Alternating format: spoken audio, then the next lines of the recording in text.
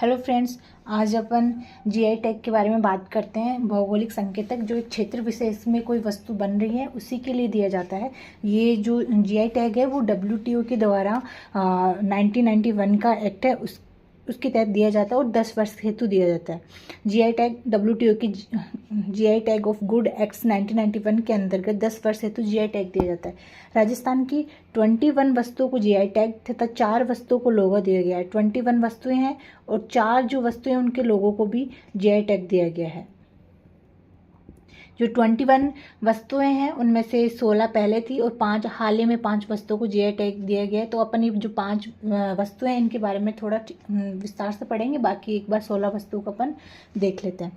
तो बगरू प्रिंट जयपुर की है। हस्तशिल्प, ये हाथ से बनाया जाता है बगरू प्रिंट। बीकानेरी भुजिया बीकानेर की है। खाद्य वस्तुएं हैं।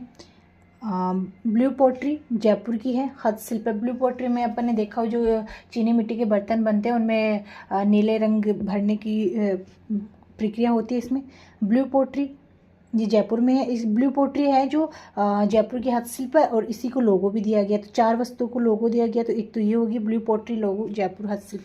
कठपुतली जो हाथों से कठपुतलियों का डांस करवाया जाता है या नृत्य करवाया जाता है हाथों में रस्सियां पकड़ के, तो ये राजस्थान की हस्तशिल्प है।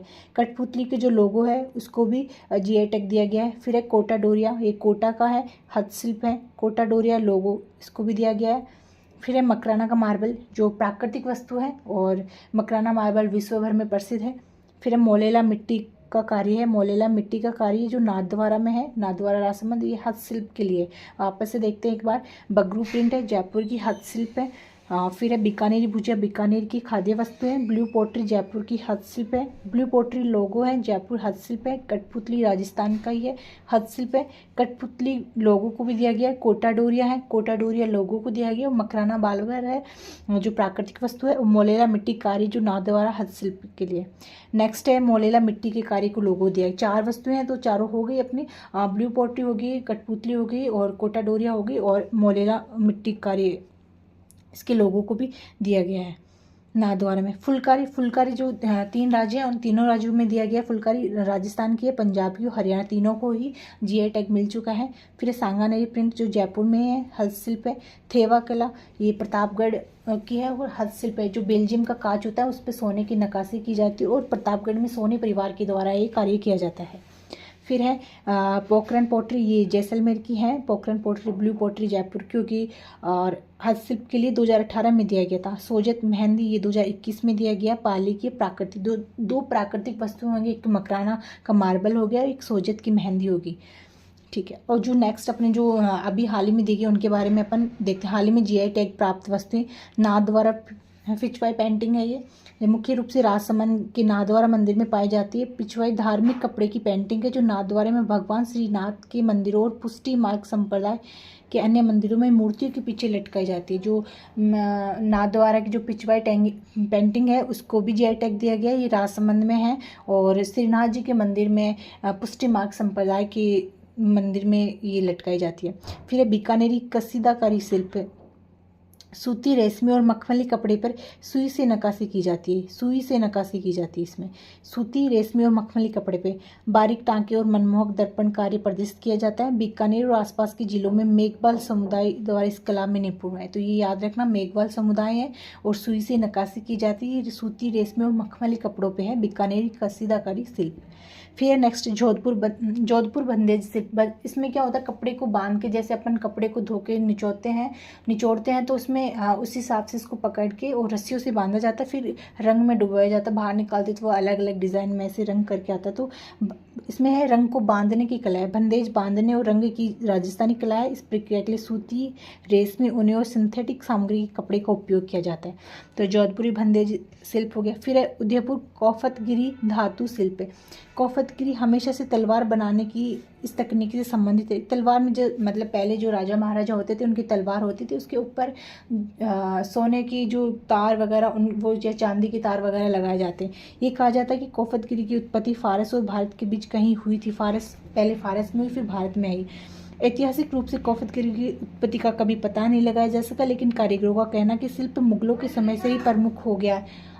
क्लास बना रही हूँ मैं, ठीक है। नहीं खाना? अभी नहीं खा रही, मैं आती हूँ। तो फिर ये ठंडा हो रहा है ना। तू खा ले, मैं आती हूँ यार, मेरी क्लास चल रही है बीच में। ये मैं रख रही हूँ। ठीक है। ये शिल्प मुगलों के समय से ही प्रमुख हो गया है। तो इसमें है उदयपुरी कौफतगिरी धातु शिल्प, जो तलवार बनाने की इस तकनीकी से संबंधित रही है और मुगलों के समय ये ज़्यादा प्रमुख रहा है और फारस में और भारत में इसकी उत्पत्ति माना जाता है। इसके मतलब बहुत ही कम कारीगर बचे। राजस्थान के उदयपुर, जयपुर और चित्तौड़गढ़ के कुछ परिवार अभी भी कौफतगिरी दमसिक स्टील की नकल को अपने पेशे के रूप में उदयपुर और जयपुर और चित्तौड़गढ़ परिवार में बची है। फिर है नेक्स्ट अपनी बीकानेरी उस्तकला शिल्प। इसमें क्या है, लकड़ी, धातु, संगमरमर, हाथी दांत और चमड़े जैसे विविध सतहों पर सोने की नक्काशी, सोने की मनोती का काम। मुगल सम्राट अकबर के काल में ईरान से उस्ता कलाकार एक समूह बीकानेर प्रसिद्ध जूनागढ़ किले के डिजाइन का काम करने के लिए बीकानेर आया था।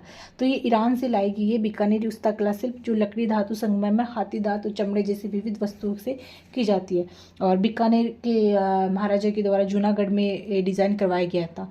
तो अपने पास कितनी वस्तु होगी, 16, और ये 5 अभी होगी, तो टोटल 21 होगी। 4 लोगो है, जिसमें जो अभी जो हाल ही में दी गई वो नाथद्वारा की पिछवाई पेंटिंग है, बीकानेर कसीदाकारी शिल्प है, जोधपुर बंदेज शिल्प है, उदयपुर खौफतगिरी धातु शिल्प है और बीकानेर उस्तकला शिल्प है। और जो अपने को 4 लोगो हैं वो है मोलेला मिट्टी कारी के लिए है, कोटा डोरिया के लिए, कठपुतली के लिए और ब्लू पोट्री के लिए।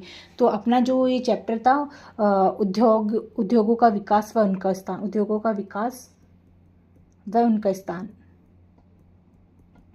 तो अपन ने विकास और उनका स्थान पढ़ लिया है। फिर इसमें था लघु उद्योग और वित्तीय संस्थाएं, लघु उद्योग और वित्तीय संस्थाएं।